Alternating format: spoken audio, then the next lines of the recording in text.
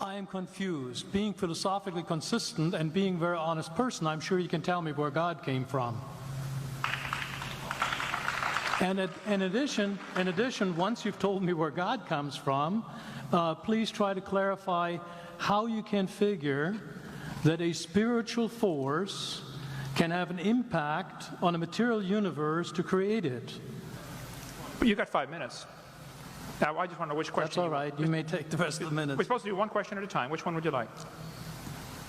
That was part of the format for the debate. So which question? I want you to fill in the story of the rest of the beginning of the universe. God, spiritual matter, impact on material matter. Okay. So 2 questions. All right. Go ahead.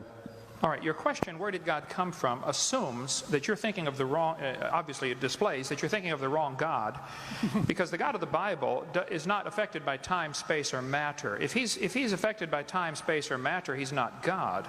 Time, space, and matter is what we call a continuum. All of them have to come into existence at the same instant, because if there were matter but no space, where would you put it?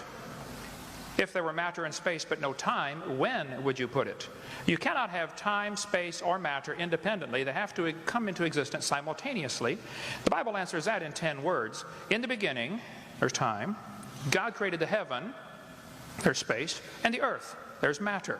So you have time, space, matter, created a trinity of trinities there. Just, time is past, present, future. Space has length, width, height. Matter has solid, liquid, gas. You have a trinity of trinities created instantaneously. And the God who created them has to be outside of them.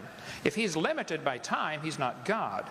The guy who created this computer is not in the computer. He's not running around in there changing the numbers on the screen, okay? The God who created this universe is outside of the universe. He's above it, beyond it, in it, through it. He's unaffected by it.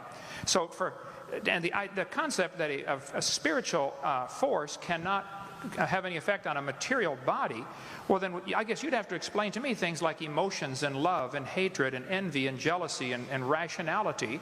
I mean, if your brain is just a random collection of chemicals that form by chance over billions of years, how on earth can you trust your own reasoning processes and the thoughts that you think? Okay, so your question, where did God come from, is assuming a limited God.